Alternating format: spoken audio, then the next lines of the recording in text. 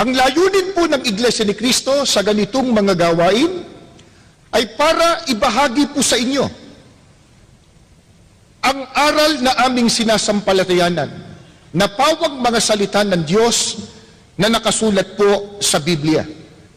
Sapagkat matibay po ang aming pananalig na ang tanging saligan po, batayan, pundasyon ng tunay na paglilingkod sa Diyos na kanyang tatanggapin at pananampalatayang ikaliligtas, ang tanging batayan po ay ang mga salita ng Diyos na nakasulat sa Biblia.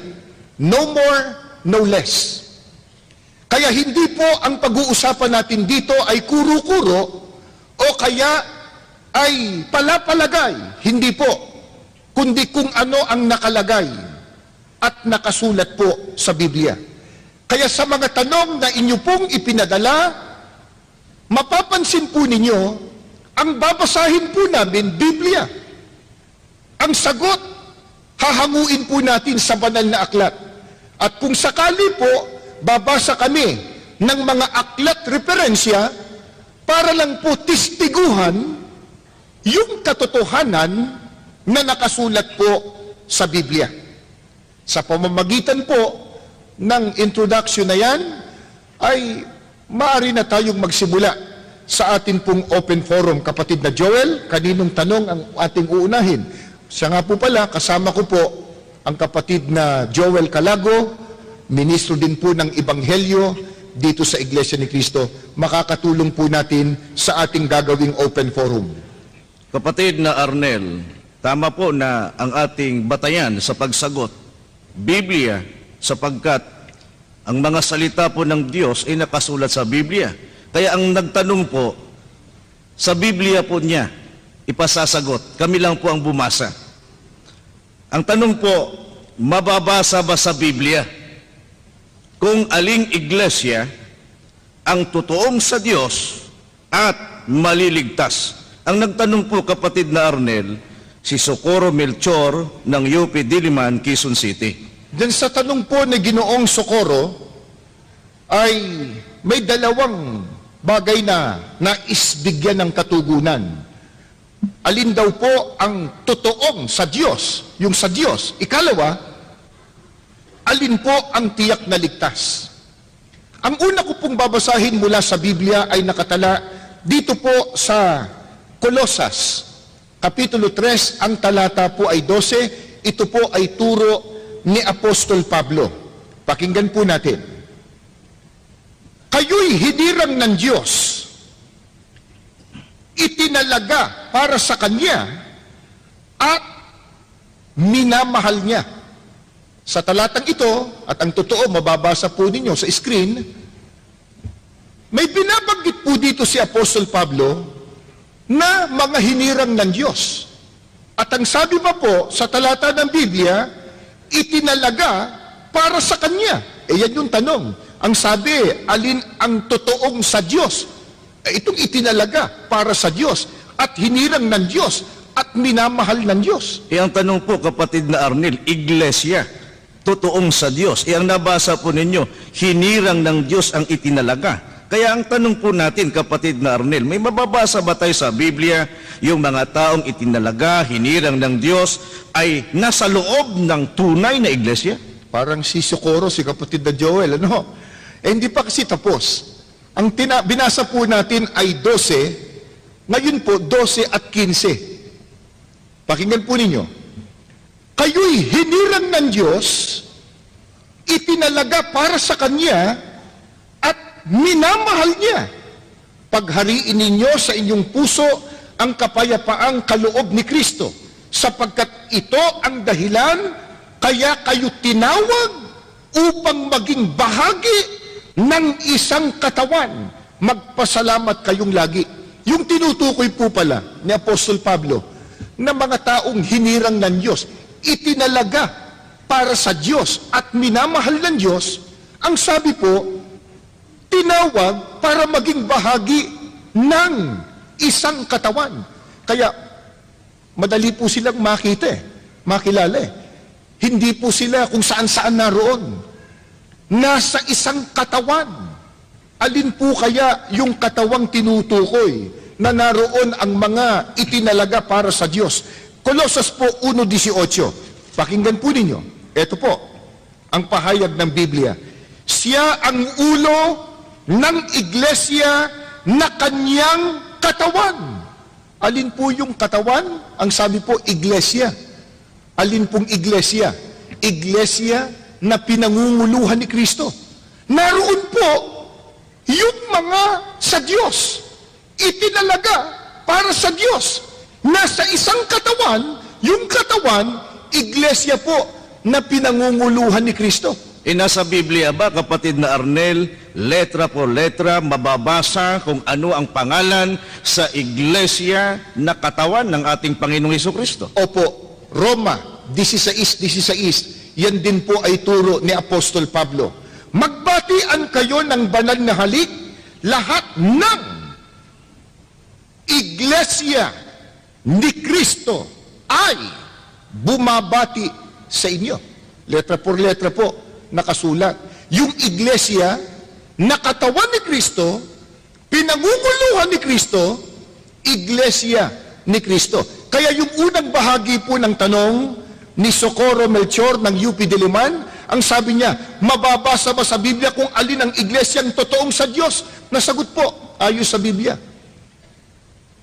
Yung mga hinirang ng Diyos, itinalaga para sa Diyos sa panahong Kristiyano po, nasa isang katawan na ang katawang yon, iglesia ni Kristo. Inoong ang ating Panginoong Hesukristo, kapatid na Arnel, nagturo, tiniyak ba ng ating Panginoong Hesukristo na ang mga kaanib sa kanyang iglesia o nasa loob ng iglesia ni Kristo, yun ay sa Diyos? Opo. Dito kapatid na Joel at mga mahal po naming mga panauhin, lalo na kay Socorro Melchor, ang babasahin ko naman po ay pangungusap mismo ng ating Panginoong Sukristo. Sa Juan 17:9 hanggang 11, idinadalangin ko sila, hindi ang sanglibutan, kundi ang lahat ng ibinigay mo sa akin, sapagkat sila'y iyo. Ang lahat ng akin ay iyo. Ang lahat ng iyo ay akin. At pararangalan ako sa pamamagitan nila. At ngayon, ako'y papunta na sa iyo. Aalis na ako sa sanglibutan, ngunit nasa sanlibutan pa sila. Amang banal, ingatan mo sila sa pamamagitan ng kapangyarihan ng iyong pangalan. Pangalang ibinigay mo sa akin upang sila'y maging isa kung paanong tayo'y iisa. Ano po ang pahayag ng ating Panginoong Sukristo dito po sa mga talata ng Biblyang binasa namin sa inyo? Ang sabi ni Kristo, yung mga taong ibinigay sa akin ng Ama, binigay sa kanya ng Diyos. Alalaong bagay, yung mga kaanib sa tunay na iglesyang itinayo ni Kristo. Ang sabi niya, sila'y sa iyo. Ang tinutukoy niya, ang Diyos. Sila'y sa Diyos. Lahat ng ibinigay mo sa akin, sa iyo. At yung iyo, akin. Siguro, itatanong nila, ba't natin natiyak na ang tinutukoy dyan? Yan nga yung iglesia ni Kristo. Ang sabi ni Kristo, ingatan mo sila sa pamamagitan ng kapangyarihan ng iyong pangalan. Tatawagin po sa pangalan ng ating Panginoon Diyos. Aling pangalan niya? Pangalang ibinigay mo sa akin. Yung pangalang ibinigay ng Diyos sa ating Panginoong Hesukristo. Alin po ba ang pangalang ibinigay ng Diyos sa ating Panginoong Jesus? Babasahin ko po itong turo ng mga apostol dito po sa Gawa 4, ang talata po ay 12. Kay Hesukristo lamang matatagpuan ang kaligtasan, sapagkat sa silong ng langit ang kanyang pangalan lamang ang ibinigay ng Diyos sa ikaliligtas ng tao. Alin po ang pangalang ibinigay ng Diyos? Pangalang Kristo. Paano po kung itawag ang pangalang Kristo sa iglesia na itinatag ni Kristo? Binasa na po kanina yung Roma 16:16, iglesia ni Kristo. Kaya maging ang ating Panginoong Kristo nagturo na yung iglesia niya, iglesia ni Kristo, sila po ay kanino? Sa Diyos. Sabi ni Kristo, ang akin ay iyo. Nasasagot ka, Joel? Opo, Tanong. maliwanag pong sagot. At ang sabi po, sa talatang binasa po ninyo, yung kay Kristo ay sa Diyos. At yung sa Diyos, sa Kanya rin. Pero meron pang nais malaman si Socorro. Opo, yung tanong niya, kung mababasa ba sa Biblia na ang iglesia ni Kristo ang tiyak na maliligtas? Magandang tanong yan. Ang dami na pong pagtatalo o debate o argumento o pag-uusap o dialogo na nangyayari sa iba't ibang mga pangkati ng paniniwala. Yung salita pong tiyak na ligtas. Walang aamin na hindi po sila tiyak na ligtas eh. Pero sa Biblia po ba, merong nakasulat na tiyak na ligtas? Sana po ay dinadama po ninyo yung ating pag-aaral. Ano ho, maaaring itinanong lang yon ni Socorro, baka yun din po ang tanong ninyo. Meron bang nakasulat sa Biblia, tiyak na ligtas? Siguradong ligtas? Sino yon? Ikaw ba yon? Ako ba yon? Sila ba yon? Ang babasahin ko po, sulat ni Apostol Pablo sa mga taga-Roma. Roma 5:8 hanggang 9 po. Ngunit, ipinadama ng Diyos ang kanyang pag-ibig sa atin nang mamatay si Kristo para sa atin noong tayo'y makasalanan pa. At ngayong napawalang sala na tayo sa pamamagitan ng kanyang dugo, lalo nang tiyak na maliligtas tayo sa puot ng Diyos sa pamamagitan niya. Letra por letra po, binasa natin yung salitang tiyak na maliligtas. Pero sino daw po ang tiyak na maliligtas? Si Apostol Pablo po may sabi, yung mga taong napawalang sala sapagkat natubos ng dugo ni Kristo. Nagkasala. Bakit ba hindi? Lahat ng tao nagkasala, maliban kay Kristo. Pero ito po, napawalang sala sila. Eh bakit? Natubos ng dugo ni Kristo.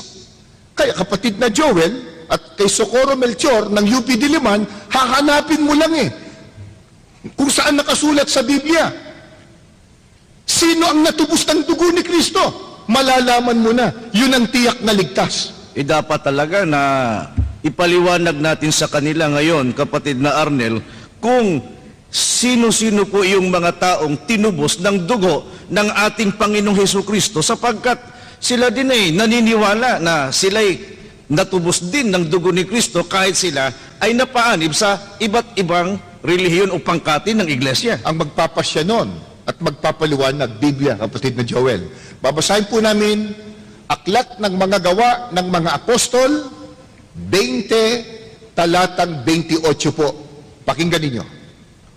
Ingatan ninyo kung gayon ang inyong mga sarili at ang buong kawan.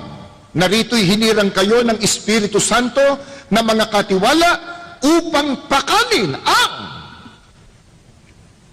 babasa po nyo doon, Iglesia ni Kristo na tinubos niya ng kanyang dugo. Hindi po kami may sabi po noon, mga mahal po naming mga magulang, kaibigan at mga panauhin. Binasa lang po natin ang katotohanan nakasulat po sa Biblia. Ang sabi po sa Biblia, ang tinubos ng dugo ng ating Panginoong Kristo ay yung kanyang iglesia, iglesia ni Kristo. Kaya kung babalikan po natin yung tanong ni Socorro Melchor ng UP Diliman, yun daw bang iglesia totoong maliligtas? Opo, sapagkat nakasulat sa Biblia, ang sigurado at tiyak na ligtas, yung tinubos ng dugo ni Kristo, ang tinubos ng dugo ni Kristo, nasa Biblia din po, iglesia ni Kristo. Kaya kung ang tao po, naghahangad ng kaligtasan pagdating ng paghukom, meron pong anyaya sa kanya. ang tagapagligtas, ang ating Panginoong Hesukristo. Pakinggan po ninyo at babasahin po dito sa Juan 17 at 9. Ito po. Kaya muling nagsalita si Jesus, buong katotohanan ang sinasabi ko sa inyo, ako ang pintuan ng kulungan ng mga tupa. Ako ang pintuan. Sino man na pumasok sa loob ng kawan sa pamamagitan ko ay magiging ligtas. Siguro po, wala nang pagtatalo kung ang sasagot ay ang ating Panginoong Sukristo. Kung ang tanong mo, paano ba ako maliligtas? Sinagot ng Panginoong Sukristo. Ang sabi niya, buong katotohanan ang sinasabi ko sa inyo, ako ang pintuan. Sino man na pumasok sa loob ng kawan, sa pamamagitan ko, magiging ligtas. Yung kawan po, binasa na kanina yung Gawa 20:28. Ang kawan ay ang iglesia ni Kristo na tinubos ni Kristo ng kanyang mahalagang dugo. Kaya nasasagot po ang tanong na ipinadala ni Socorro Melchor ng UP Diliman, Quezon City. Totoo daw po ba, mababasa mo sa Biblia, na ang iglesia ang totoong sa Diyos at maliligtas?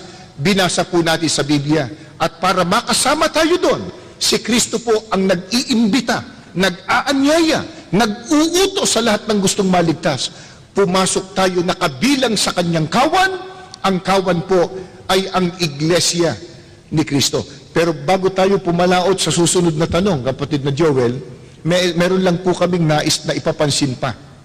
Kasi po, pag itinuturo yan, ganyang katotohanan, yung iba po, wari-bagang, parang nagdaramdam. Ang sabi nila, parang yung sinabi, kayo lang ang ligtas, paano kami? Masyado yatang exclusivistic yung inyong pagtuturo. Kayo lang, paano kami? Ibig bang sabihin, si Kristong tagapagligtas, nagtatangi ng taong ililigtas? Ba hindi ho. Kung napansin po niyo yung binasa ko, sabi ni Kristo, ako ang pintuan ng kulungan ng mga tupa, ako ang pintuan, sino mang taong pumasok sa loob ng kawan sa pamamagitan ko, magiging ligtas. Ang sabi niya, sino man? Tatanungin ko po kayo, mga mahal po naming mga bisita, mga panauhin. Yung bang salitang, sino man, may itinatangi? Di ba pag sinabing sino man, lalaki, babae, mayaman, dukha, nakapag-aral, hindi, maitim, maputi, ano ba? Sino ka man? Pero ang tangi, yung paraan. Kaninong paraan? Paraan ng tagapagligtas. Siya tagapagligtas eh. Ano paraan niya? Ang sabi niya, pumasok ka sa loob ng kawan sa pamamagitan ko, magiging ligtas. Ang kawan po, yung kanyang iglesia ni Kristo. Kapatid na Arnel, ito po ay napakagandang tanong. Bakit ipinipilit ng Iglesia ni Kristo na ang Katoliko ay sumasamba sa larawan o rebulto? Ang itinuturo sa amin ng mga pari ay ang Diyos ang sambahin. Hindi ba ito ay isang pagpaparatang? Ang nagtanong po, kapatid na Arnel, si Leonardo Gasmen ng Maginhawa Street, Teachers Village East, Quezon City, at itong katanungan ito ay meron ding nagtanong sa SM North, kapatid na Arnel. SM North? Oo. Sige nga. Itatanong ko lang sa Iglesia ng Cristo kung bakit wala kayong mga santo at wala kayong prosesyon. Kasi nung January 9 ay mayroon kaming prosesyon dito sa Quiapo. Ang una pong tanong, ipinipilit daw po namin na ang kinagistang relihiyon o Iglesia Katolika sumasamba sa larawan o rebulto. Wala daw pong ganon na itinuturo ang mga pare. Kaya kami daw po nagpaparatang. At pagkatapos yung napanood naman po natin, nagtanong nasa SM North pa siya. Ba't wala daw tayong prosesyon ng santo? Dahil daw noong Enero 9, may prosesyon po na ginawa sa Quiapo, yung kanilang puon na tinawag nilang Black Nazarene, na itim na Nazareno. Pagka black, itim talaga yan, kapatid na Arnel. Mga mahal po naming mga panauhin, mga kaibigan at mga kababayan, hindi po ginawa at hindi po gagawin ng Iglesia ni Cristo ang magbintang o magparatang. Kung sinasabi man po namin na ang kinagis ng relihiyon, ang Iglesia Katolika Romana, sumasamba sa larawan, alam po ba ninyong inuulit lang namin yung talagang sinabi po ng Iglesia Katolika sa pamamagitan ng kanilang mga pare? Sila po mismo, ang mga pare mismo, ang nagtuturo at nagsasabi na ang Iglesia Katolika sumasamba po sa larawan. Ano po katunayan? Babasahin ko po ang isang aklat Katoliko. Siya ang inyong pakinggan, ang aral na Katoliko. Ito po ay isinulat ng paring si Enrique Demond. Inilathala ng Catholic Trade School, may imprimatur at nihil obstat ni Jose Jovellanos, imprimatur ni Jose Bustamante. Babasahin ko po ito dito sa pahina 12. Ito po ang sabi ng pare, hindi po kami. Kung ating sinasamba ang larawan ni Kristong napapako sa krus, dinadasal natin, sinasamba kita, pinupuri Panginoon kong Heso Kristo. Hindi po kami may sabi nun. Sabi ng pare, sa kinagisang relihiyon daw, pag sinasamba nila ang larawan ni Kristo, di sumasamba nga sa larawan. At yung sinasabi nilang imahe na yun, hindi naman po yun ang ating Panginoon sa Kristo eh. Pero wag muna tayo doon. Doon po tayo sa issue. Nagpaparatang daw po Iglesia ni Cristo pag sinasabing ang Katoliko sumasamba sa larawan. Dito po, sa aklat ay sinulat ng pare, sinasabi nila, sumasamba sila sa larawan. Hindi lang yan. Ito pa po, munting aklat Katoliko. Ang pamagat po ay katisismo. Ito po ay tinagalog ng paring si Luis de Amezquita. Pakinggan po ninyo ang kanyang sinasabi dito sa pahina 79 pagkatapos po at 82. Pagbangon mo sa banig, sabi, natutulog ka, gusto kasi banig noon eh, no? Ngayon, hindi na yata uso banig eh. Pagbangon mo sa banig, agad kang manikluhod sa harap ng isang krus o isang mahal na larawan. Bakit daw? Ituloy natin. Kung maninikluhod ka sa tapat ng altar, magwika ka ng ganito, sinasamba kita. Hindi po kami may sabi. Dito po sa aklat ay sinulat ng pare, ang utos, pagbangon mo sa banig, ni hindi ka pa daw nakapaghihilamos o nakapagmumumog.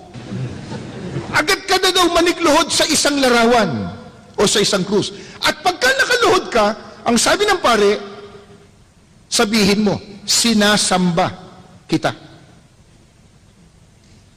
And totoo, doon pa lang ka, Joel, sa aktwasyon, nakaluhod. At doon sa sinasabi, halata mo na kahit itanggip hindi kami sumasamba. Ba't ka nakaluhod? Hindi kami sumasamba. Ba't sinasabi ng bibig mo, sinasamba kita?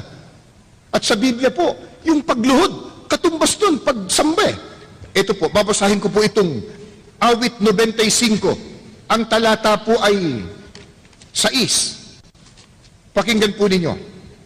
O magsiparito kayo, tayo'y magsisamba at magsiyukod. Tayo'y magsiluhod sa harap ng Panginoon na may lalag sa atin. Yung pagluhod, katumbas pagsambe. Ano po sabi ng pare? Pagbangon mo sa banig, agad kang lumuhod sa isang larawan o krus. Pagkatapos magwika ka, sinasamba kita. Hindi lang yan. Ito po, isang aklat Katoliko. Catechism of Christian Doctrine. Nilathala po ng De La Salle College. Alam natin, ang De La Salle College sa isang paaralang Katoliko. Catechism of Christian Doctrine, babasahin ko po ayon na sa pagkakaliwat sa ating wika, sa pahina 95 po. Ito po ay tanong-sagot. Number 13, ang pagsamba ba sa mga santo ay ukol lamang sa kanilang katauhan? Sagot, hindi. Sumasaklaw din ito sa kanilang mga relikya at mga larawan. 14, anong tinatawag nating mga relikya? Tinatawag nating mga relikya, una, ang mga labi ng katawan ng isang santo na pinapaging banal o inihanda sa pagiging banal ng iglesia. Iglesia Katolika yon. Ikalawa, ang mga bagay na naging pag-aari ng mga santo o yaong napadaiti sa kanilang mga katawan, tulad ng kanilang kasuotan, mga ataol at iba pa. 15, dapat ba nating sambahin ang mga banal na larawan?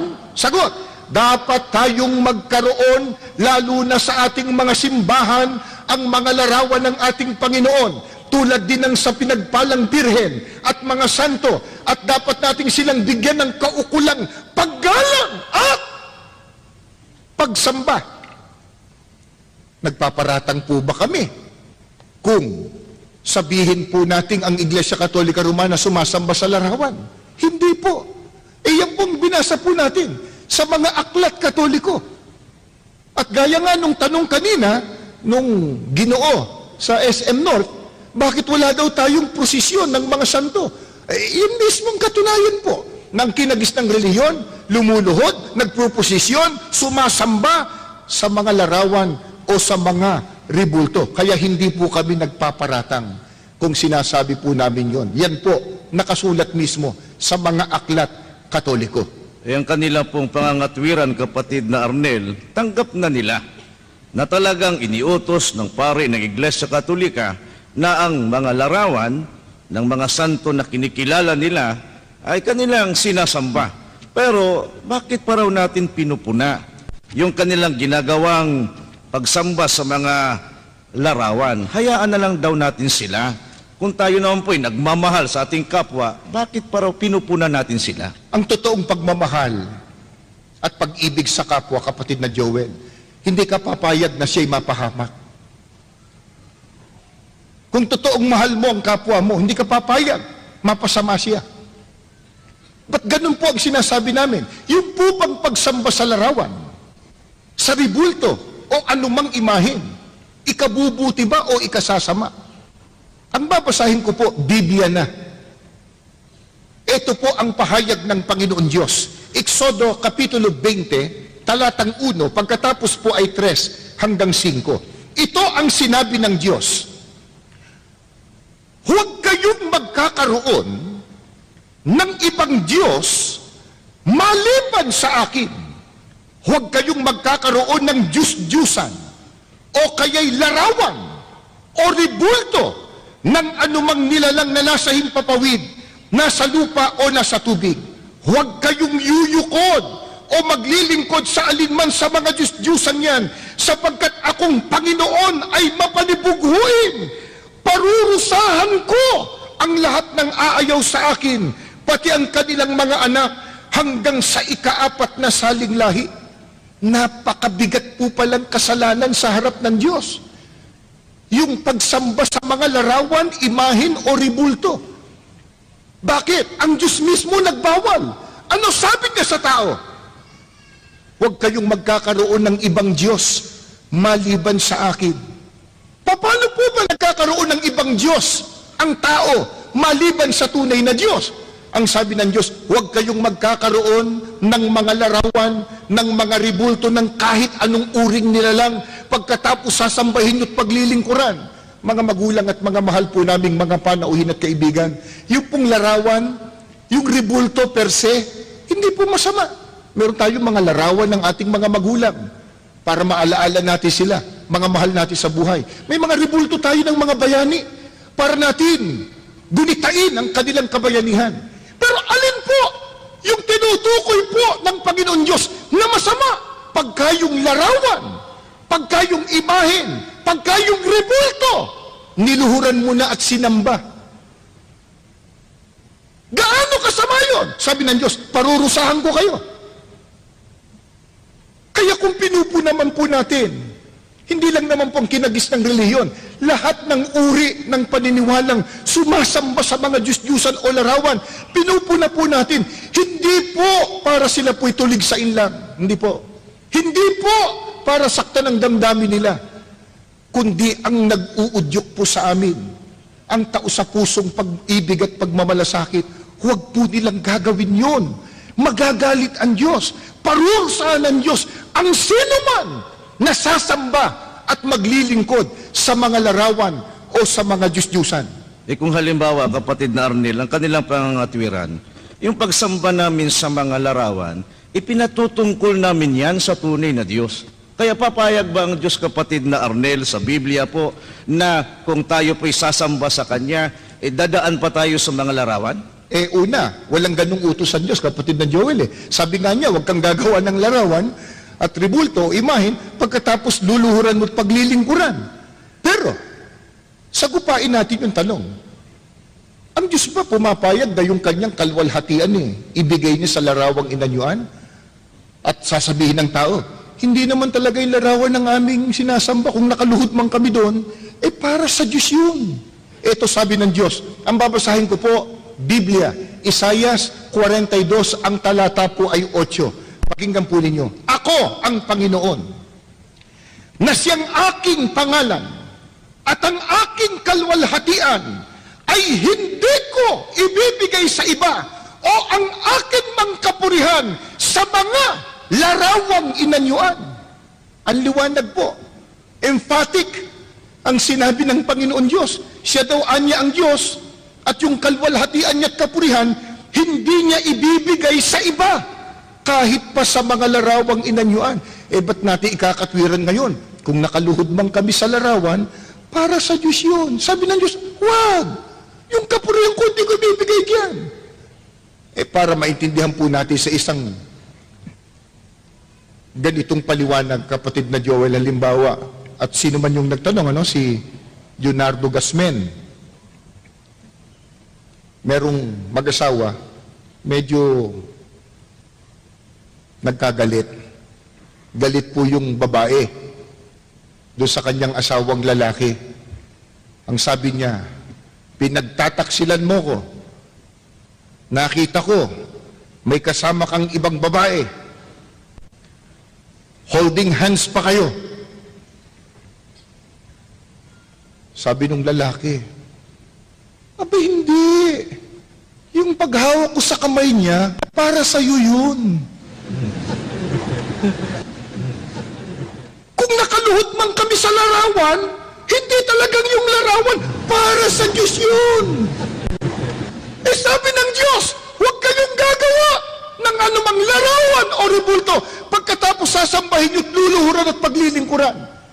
Yung aking kapurihan at yung aking kalwalhatian, hindi ko ibibigay sa iba kahit pa sa larawang inanyuan, sabi ng Diyos. Kaya bawal po yan ng ating Panginoon Diyos. Baka sabihin nila, kapatid na Arnel, noon yun. Baka sa panahong Kristiyano, pwede nang sumamba sa mga larawan. Talagang ayaw bumitiw. Ayaw bumitiw Noon daw pwede, bawal. Pero ngayon, pwede na daw po. Ang babasahin ko po, panahong Kristiyano. Tayo po ngayon nasasaklaw ng tinatawag na panahong Kristiyano. Christian era. Pakinggan po ninyo, ito po'y sulat sa aklat ng mga gawa ng mga apostol, 17. Ang talata po ay 29 hanggang 31. Pakinggan po ninyo, panahong Kristiyano na po ito. Yamang tayo'y mga anak ng Diyos, huwag nating akalain na siya ay tulad ng larawang ginto, pilak o bato na pawang likha ng isip at kamay ng tao.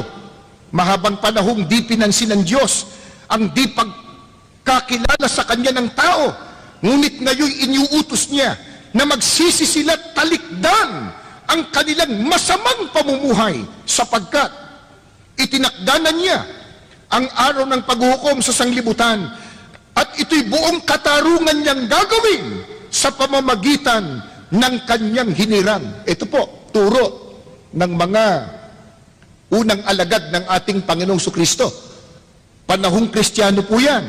Ano sabi?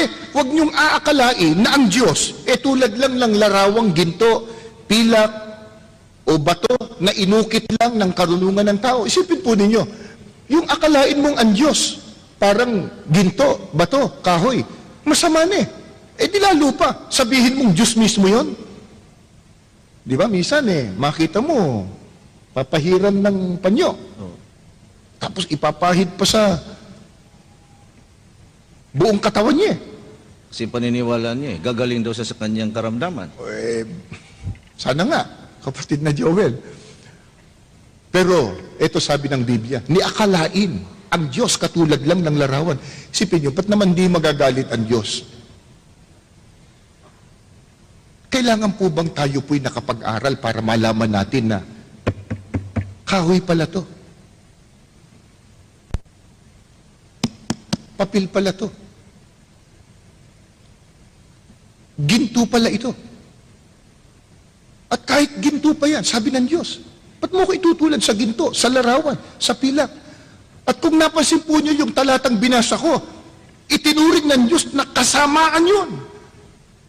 At pinapagsisisi ang mga taong sumasamba sa mga larawan sapagkat nagtakdaan niya ang Diyos sa pamamagitan ni Kristo ng araw ng paghuhukom.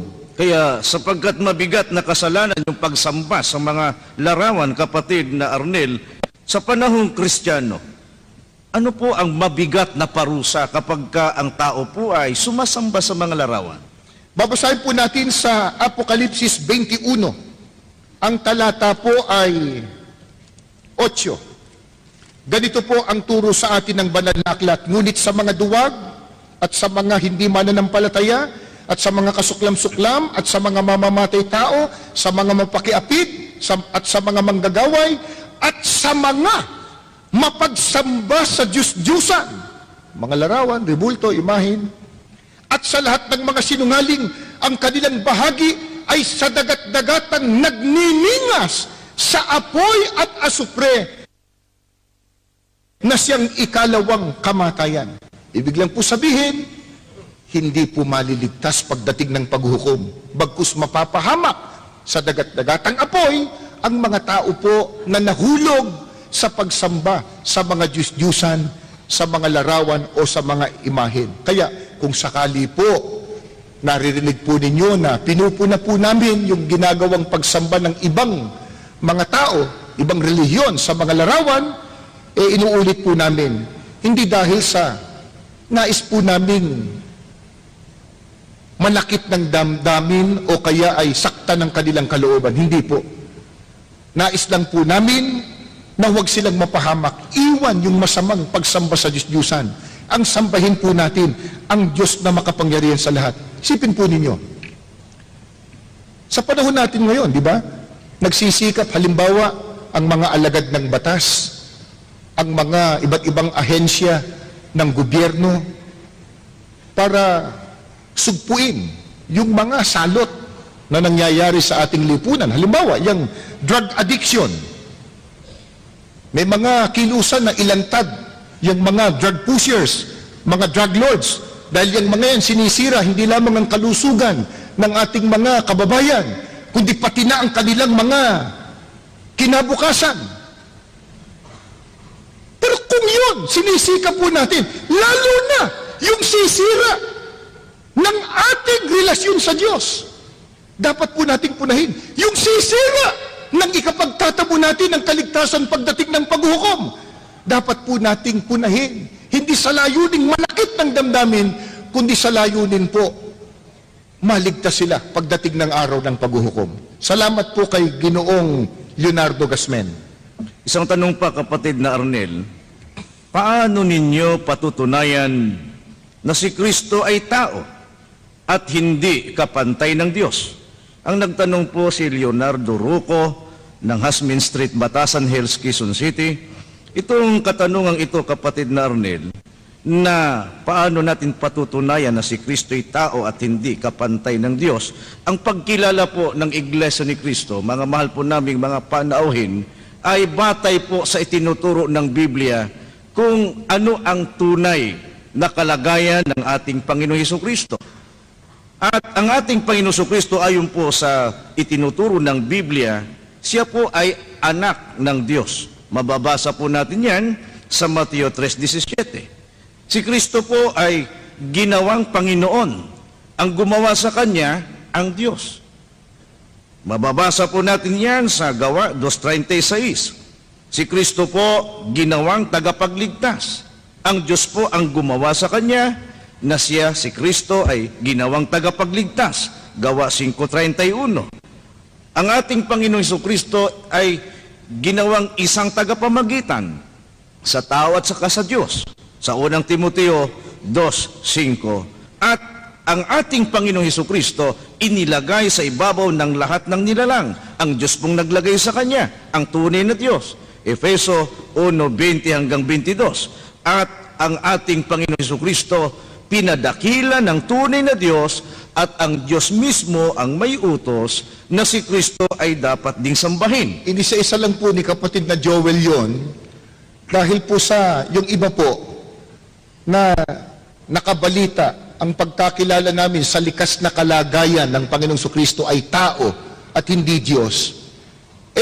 Pinararatangan po ang Iglesia ni Kristo na hindi daw po kami kumikilala kay Kristo. O kaya, minamaliit daw po namin ang Panginoong Kristo. Hindi po. Kaya ipinagpauna ng kapatid na Joel na ang pagkilala po namin sa Panginoong Kristo batay sa pagpapakilala ng Biblia. Inisa-isa, anak ng Diyos, ginawang Panginoon, ginawang tagapagligtas, tagapamagitan, inilagay ng Diyos sa kaiba-ibabawan ng lahat ng mga nilalang, pinadakila at inyutos ng Diyos na sambahin. Kaya kami po, na mga kaanib sa Iglesia ni Kristo, sumasamba sa Panginoong Kristo, hindi dahil sa siya'y Diyos, kundi utos ng Diyos na siya'y sambahin. Pero, kung ang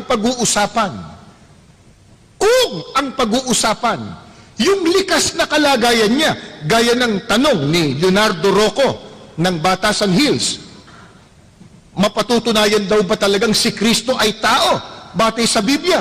Opo, Juan 8:40. Ito po ay pangungusap mismo ng Panginoong Hesukristo. Ito po. Ngunit, ngayoy pinagpipilitan ninyong patayin ako na isang taong nagsasalita sa inyo ng katotohanang narinig ko sa Diyos. Siguro naman, kumbaga, sa kasabihan nga nila, tapos na boxing dapat dito Kasi si Kristo po mismo nagsasalita Ano sabi niya? Ako na isang tao. Di tapos na, usapan dapat. Siya may sabing siya'y tao Anong oring tao siya? Na isang taong nagsasalita sa inyo ng katotohanan na aking narinig sa Diyos. Kasama sa katotohanan, yung sinabi niya na siya'y tao. Ba't po magagalit yung iba pag sinabi po namin si Kristo'y tao? Sa likas na kalagayan, siya may sabi. At hindi lamang po ipinakilala niya na siya ay tao sa likas na kalagayan, pinatunayan pa niya, hindi siya ang Diyos. Naiba siya sa Diyos. Sapagkat ang sabi niya, isang taong nagsasalita sa inyo ng katotohanan narinig ko sa Diyos. Iba po ang Diyos na napakinggan ng taong si Kristo. Iba si Kristo na taong nakarinig sa Diyos. At hindi lang yan. Nang iwan ni Kristo ang mga apostol, umakyat na po siya sa langit, sa piling ng tunay na Diyos, ng Ama. Naiwan po mga apostol dito sa lupa. Ano ipinangaral ng mga apostol? Kung ano ang tunay na likas na kalagayan ni Kristo. Dito po sa unang Timoteo 2:4-5, babasahin ko po sa inyo. Ito po. Nais ng Diyos na ang lahat ay maligtas at malaman ang buong katotohanan na ito nga ay meron lamang isang Diyos at si Kristo Jesus ang tanging makapaghahatid sa atin sa Diyos. Si Jesus ay totoo ngang tao at ibinigay niya ang kanyang sarili upang iligtas tayong lahat. Ito sabi ng mga apostol. Ano sabi? Si Kristo ay totoong ang tao. Eh pag sinabi mong hindi siya tao, yan ang hindi totoo. Alin po ang totoo? Yung sinabi ni Kristo at itong ipinangaral ng mga apostol. Meron silang sinasabi ka, Joel eh. Ang sabi po nila, kapatid na Arnel, mayroon bang mababasa sa Biblia na mismo ang Diyos nagpapatunay na si Kristo'y tao sa kalagayan? Meron tayong mababasa niya. At hindi lang yan, ang isa pang sinasabi nila, kapatid na Joel, kung hindi Diyos si Kristo, ba't anya nakagagawa ng himala o milagro? Huwag po nating kalilimutan, kahit ang dyablo gumagawa ng milagro para dayain ng tao eh. Pero tunay bang Diyos yun? Ang mga propeta, ng mga nauna, panahon ng mga magulang, panahon ng mga propeta, nakagawa din ng mga milagro. Ibig ba sabihin, Diyos sila? At ang totoo, ang mga apostol man, gumawa din ng milagro. Pero ibig ba sabihin, Diyos din sila? Darami ang Diyos pagka ganon.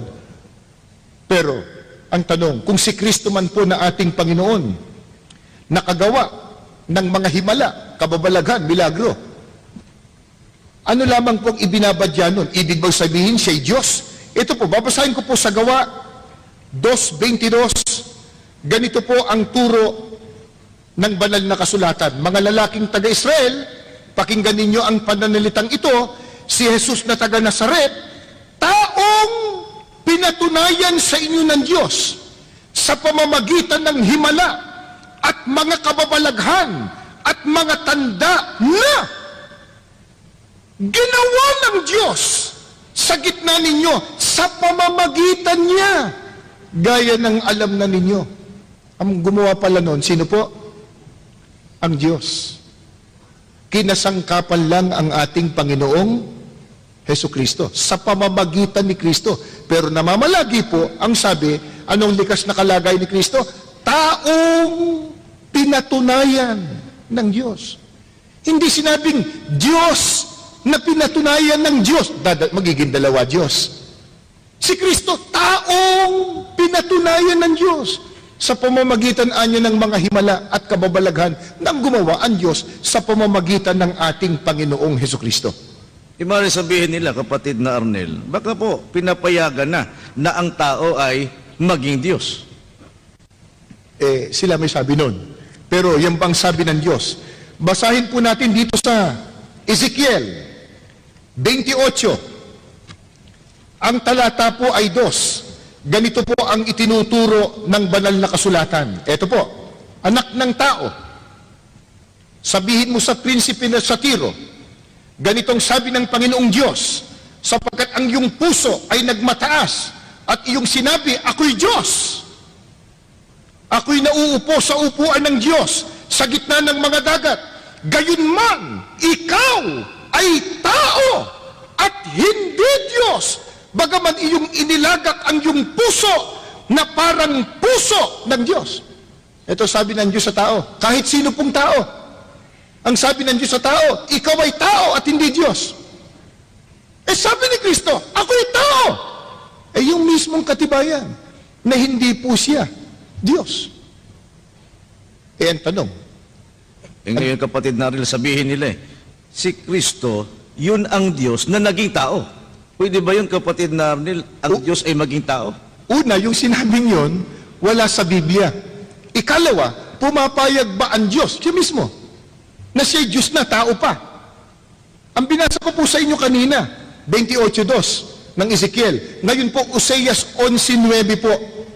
Pakinggan po ninyo. Hindi ko isasagawa ang kabangisan ng aking galit, hindi ako babalik upang ipahamak ang Ephraim, sapagkat ako'y Diyos at hindi tao. Ang tunay bang Diyos pumapayag na siya po'y Diyos na, tao pa? Ba hindi? Ano sabi niya? Ako'y Diyos, hindi tao. Nung basahin ko tumisang, kapatid na Joel, may nagsabi, wala naman siya sinabi dyan na hindi siya payag ah. Ang tanong, yung bang sabi niyang ako'y Diyos, hindi tao, payag ba siya? Yung bang hindi payag? Sagot kayo. Hindi. Hindi. Ang sabi ng Diyos, ako'y Diyos, hindi tao. kayong tao. Sabi ng Diyos, ikaw ay tao, hindi Diyos.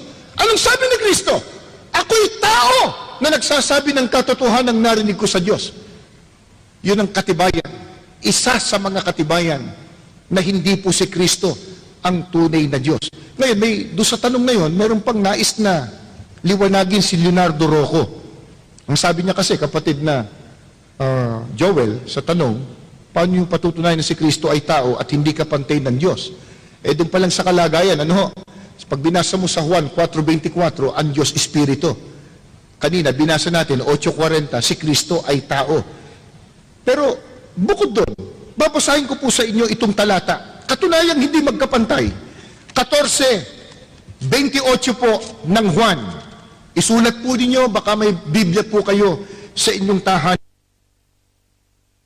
Narinig ninyo kung paanong sinabi ko sa inyo, papanaw ako at paririto ako sa inyo.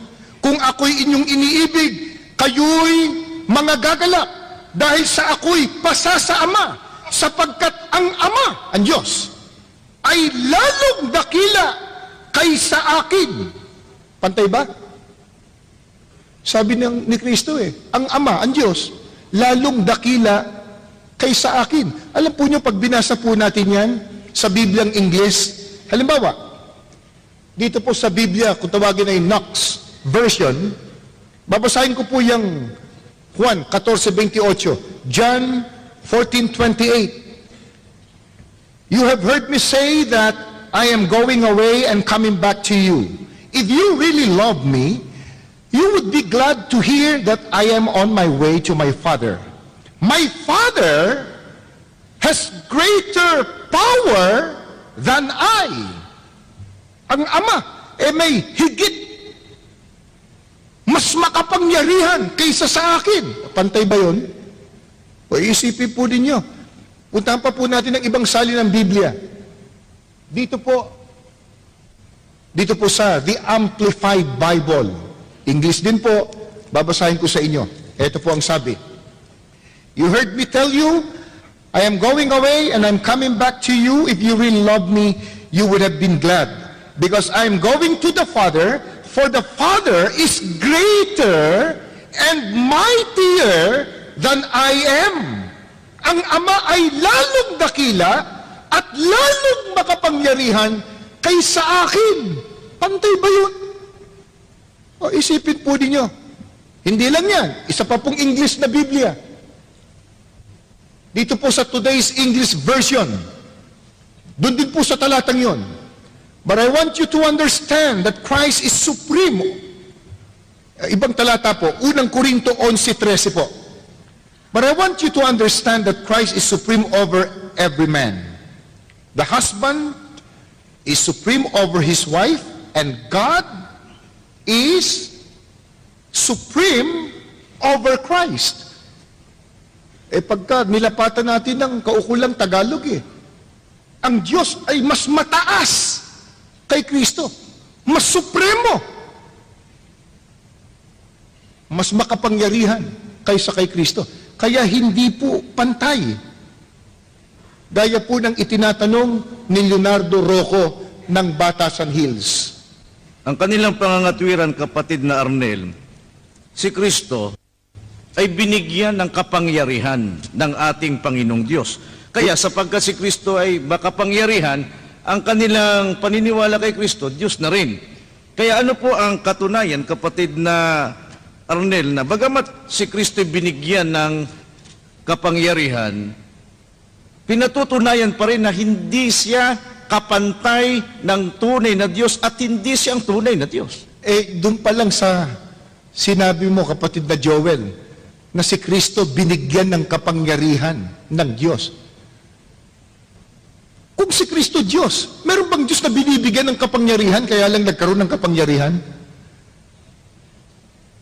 Di ba? Ikala mo, di ba mas mataas yung nagbigay ng kapangyarihan sa Kanya? Pero gayon pa man, kahit binigyan ng kapangyarihan si Kristo, ano ang katunayan? Hindi po ibig sabihin doon Diyos na rin siya. Pakinggan ninyo ang babasahin ko po, unang Korinto 15:27 hanggang 28 po. Ganito ang sinasabi ng kasulatan. Ang lahat ng bagay ay lubusang pinasuko sa kanya ng Diyos. Ngunit sa salitang lahat ng bagay, maliwanag na hindi kasama rito ang Diyos, na siyang naglagay ng lahat ng bagay sa ilalim ng kapangyarihan ni Kristo.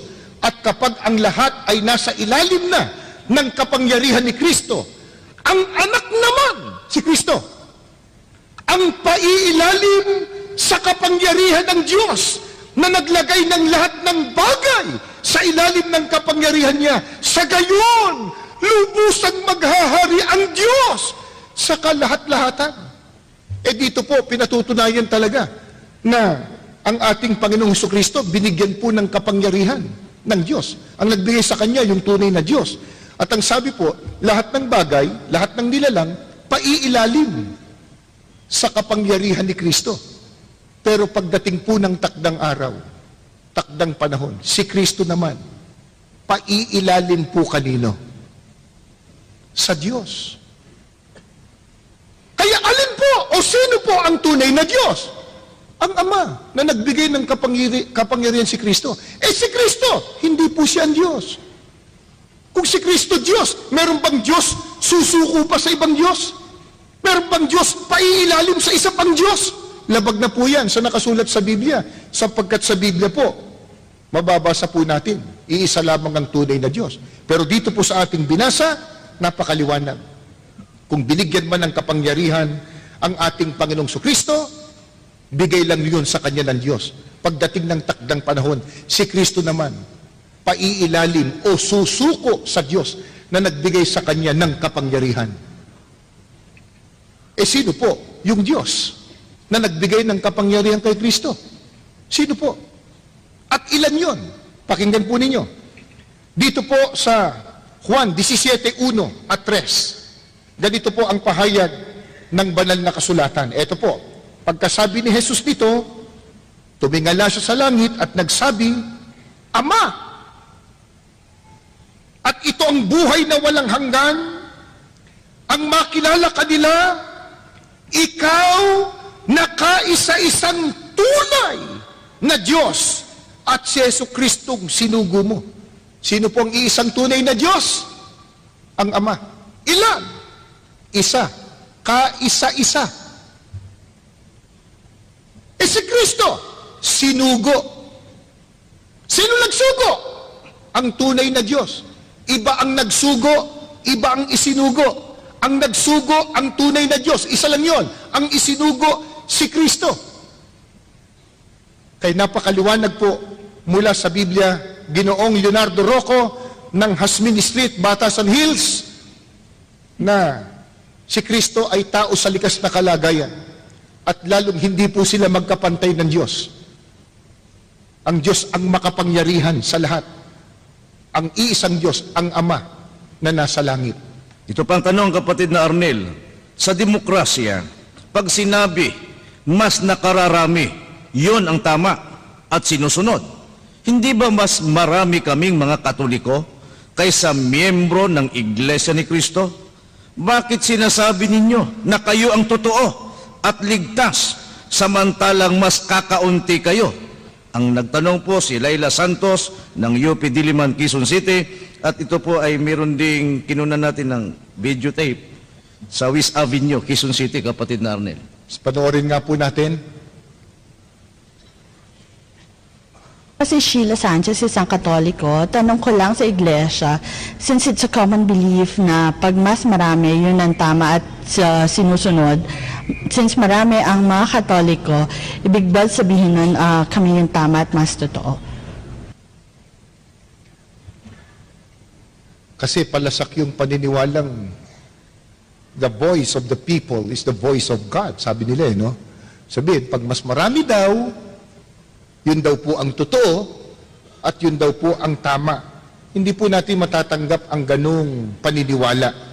Hindi po porket mas marami ang naniniwala sa isang paniniwala, yun na po ang totoo. Halimbawa po, noon po, hindi pa maunlad ang siyensya, ang agham. Ang paniniwala po ng marami, ang mundo flat. Di ba? Ang mundo flat. Porque ba't halos lahat ng tao noon, sa panahong yun ang paniniwala. Yun na po ang totoo. Napatunayan. Ngayon, ano po ang mundo?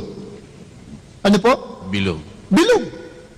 Ang totoo, pag binasa mo sa Biblia, sa Isaiah 40:22, mababasa mo talaga, kahit hindi pa naiimbento teleskopyo, kahit hindi pa nakapag-circumnavigate ang tao sa mundo, basahin lang ang Biblia. Nakasulat doon na ang mundo po bilog . He that sitteth in the circle of the earth, sa King James Version, siya na nakaupo sa balantok o kabilugan ng mundo. Pero noon po, ang paniniwala ng marami, ang lupa o ang mundo, flat. May paniniwala pa noon, ang mundo daw, may tukod, at may lumitaw pa. Yung tinatawag na Greek mythology, ang mundo daw, pasan-pasan ni Atlas. Yan paniniwala ng marami noon. Dahil ba sa marami ang naniniwalang ganon, totoo na yon? Hindi ho. Ngayon, yung po bang pagiging marami sa bilang, katibayan ng pagiging totoo? Yun ang tanong ni Sheila Sanchez . Common belief daw. At pagkatapos, tanong ni Laila Santos, sa demokrasya, pag mas marami, yun ang totoo. Ito ho. Patutunayan po natin na hindi gayon. Kung ang pag-uusapan, sino ang sa Diyos, alin ang tunay na sa Diyos, alin po ang maliligtas. Ang babasahin ko po ay Deuteronomio, Kapitulo 7. Ang talata po ay 6-8. Sapagkat ikaw ay isang banal na bayan sa Panginoon mong Diyos. Pinili ka ng Panginoon mong Diyos upang maging bayan sa kanyang sariling pag-aari, na higit sa lahat ng mga bayan na nasa ibabaw ng balat ng lupa. Hindi kayo inibig ng Panginoon, ni pinili kayo dahil sa kayo'y marami sa bilang kaysa alinmang bayan, sapagkat kayo ang pinakamaliit sa lahat ng bayan, kundi dahil sa inibig kayo ng Panginoon at dahil sa kanyang tinupad ang sumpa na kanyang isinumpa sa inyong mga magulang, ay inilabas kayo ng Panginoon sa pamamagitan ng makapangyarihang kamay at tinubos kayo sa bahay ng pagkaalipin mula sa kamay ni Paraon na hari ng Ehipto. Ang tinutukoy po dito, ang bayang Israel noon. Bakit po sila naging sa Diyos? Ba't sila ang pinili ng Diyos? Dahil ba sila ang mas nakararami? Sabi po ng Biblia, hindi kayo inibig ng Panginoon, hindi pinili kayo dahil marami kayo sa bilang. Ang totoo nga, kayo nga pinakamaliit . O paano ngayon yung tanong ni Sheila Sanchez at saka ni Laila Santos? Pag marami daw, sila daw ang tama. Mali na yan, dito sa nakasulat sa Biblia.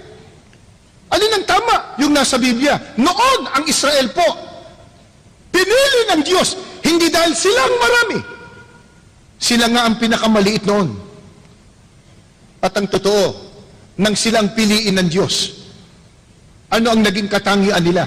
Babasahin ko po sa 2 Hari, 5 ang talata po ay 15. At siya'y bumalik sa lalaki ng Diyos, siya at ang buong pulutong niya, na Paraon at tumayo sa harap niya at siya nagsabi, narito ngayon aking talastas na walang Diyos sa buong lupa kundi sa Israel.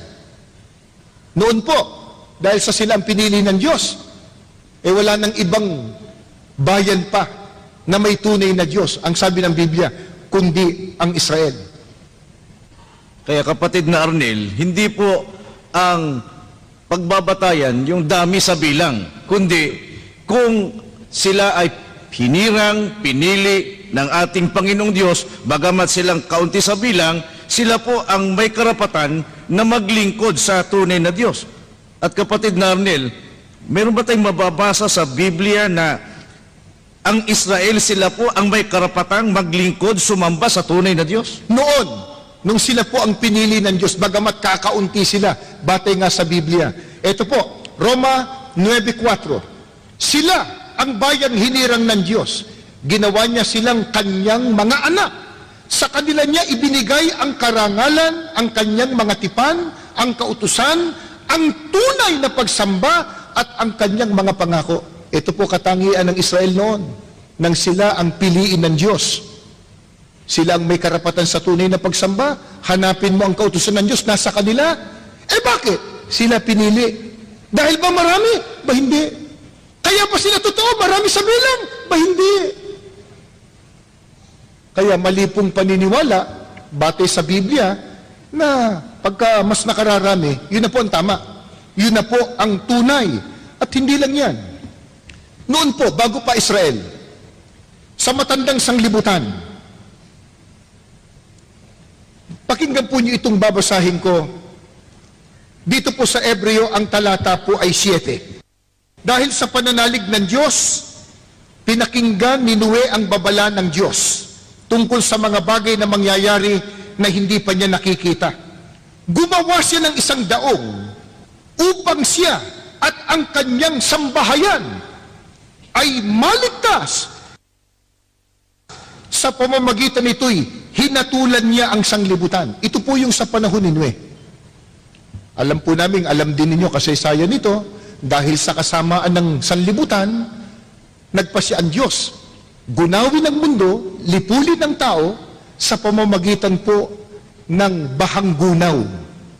Universal deluge. Baha. Dito po, binabanggit po ng talata ng Biblia, hinatulan o pinarusahan ang buong sanlibutan, ang naligtas lang po ang sambahayan ni Noe. O isipin ninyo yun? Isang sanlibutan na rin ang tao noon. Pero hinatulan ng Diyos ang isang sanlibutang tao, isang mundong tao, ang naligtas lang, isang sambahayan. Ilan po sa bilang ang naligtas po, kapatid na Arnel? Ilan ba yun? Basahin natin sa Biblia, kapatid na Joel. Sa unang Pedro 3:20 po, na mga masuwayi noong panahon ni Noe, samantalang matyagang naghihintay ang Diyos habang ginagawa ang daong. Kakaunti lamang, hindi sinabing marami, kakaunti lamang, 8 katao ang nakaligtas noon sa tubig. Kung ang pagbabatayan po, yung paniniwala na mas marami, yun ang tama, dapat hindi ginunaw ang isang mundong tao noon. Mas marami sila.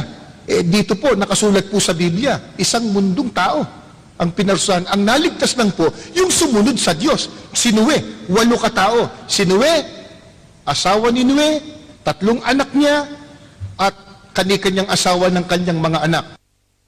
Kaya pagka binasa po natin ang Mateo 7:13 hanggang 14, sabagay makikita po niyo sa ating screen, kahit ang ating Panginoong Kristo po sinabi niya na ang maliligtas, yung pumasok at dumaan sa makipot na pintuan. Kokonti lang ang dumaraan doon.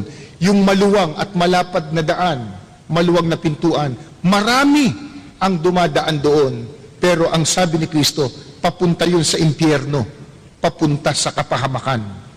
At kung ang ating pag-uusapan po, itatanong sa Biblia, pagdating ng paghukom, gaano karami ang mapapahamak? Apokalipsis po, 20, talatang 8 hanggang 10. Ganito po ang ating matutunghayan.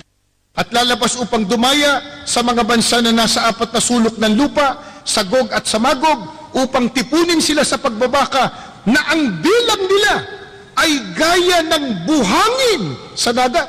Pag itinuloy ko pa po pagbasa, yan po yung mga parurusahan pagdating ng araw ng paghuhukom. Gaano po karami mapapahamak? Kasing dami ng buhangin sa dagat. Dumakot ka lang ng isang dakot, di mo na mabilang kaya hindi po ibig sabihin yung preponderance in number o superiority in number, yun ang katunayan ng pagiging totoo. Hindi po. Para maligtas ang tao, dapat sundin ang utos ni Kristo. Binasa na po kanina, pumasok tayo sa kanyang kawan, ang kawan niya, yung iglesia ni Kristo na tinubos niya ng kanyang mahalagang dugo. Siguro, kapatid na Joel, pumalaot na tayo doon sa magtatanong sa main name, at masyado tayong gagabihin. Meron po tayong isang pagbibigyang magtatanong na personal. Sige po, sino po yun? Sige po. Magandang gabi po. Magandang gabi po. Ako po si Roger Bangawang, isang Katoliko.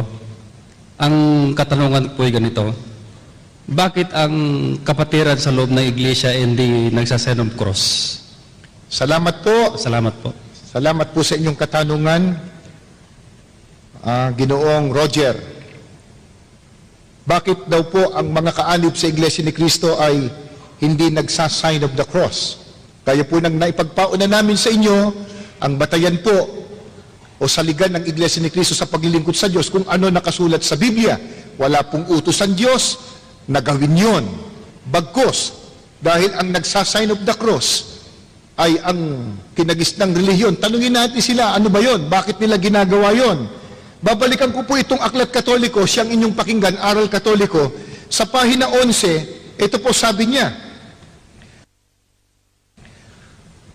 ang tanda ng Santa Cruz ay siyang tanda ng taong Katoliko.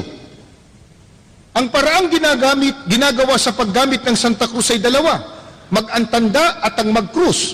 Ang pag-aantanda ay ang paggawa ng 3 krus ng hinlalaki ng kanang kamay ang unay sa noo. Sabi po nila, yung sign of the cross o pagkukrus, talagang tanda daw yan ng taong Katoliko. Totoo naman po yan. Pagka nakita nyo, pagtapat ng simbahan, alam mo na, anong relihiyon nun. Kaya wala pa akong nakitang Katoliko, nag-krus kaliwa. O kaya ang unay batok. Wala akong ganon. Talagang ang unay, no. Sila may sabi, sa pamamagitan ng kanang kamay, ang unay sa noo. Ayan. Wala pong mababasang sa Biblia na utos yan ng Diyos, ni Kristo o ng mga apostol. Bagkus kung meron po tayong mababasa, may tanda sa noo at saka sa kanang kamay, ano yun? Biblia po. Apokalipsis po, 13. Ang talata po ay 14 at 16. At nadadaya niya ang mga nananahan sa lupa at ang lahat, maliliit at malalaki, at mayayaman at mga dukha, at ang mga laya at ang mga alipin, pinabigyan ng isang tanda sa kanilang kanang kamay o sa noo. Sa Biblia may mababasa po, tanda sa kanang kamay at saka sa noo. Pero yun po pala, tanda ng nadaya. Nadaya ng bulaang propeta o bulaang tagapangaral. Sa Biblia po yun. Ngayon, balikan po natin, ba't ba gumagawa ng ganun ng pagkukusang Iglesia Katolika Romana? Totoo ba yung sinasabi nila na pag ginawa mo daw yon, malalayo ka sa maligno, sa multo, sa masama? Nakapagtataka nga lang, pagtapat ng simbahan at saka sila, nandun ba maligno? Nagtatanong lang naman ako ka Joel. Ang sama na ng tingin ni ka Joel sa akin. Hindi po. Kasi sabi nila, para malayo sa maligno, sa multo, sa masama. Bakit pagtapat nga ng simbahan, saka nagkukrus? Pero eto ho, ang babasahin ko pong aklat, kilalang kilala ninyo. Ito po yung pagbinasa ng kinagis ng relihiyon. Pag tinatawag nilang mahal na araw, kinakanta. Ano po? Pasyon. Pasyon.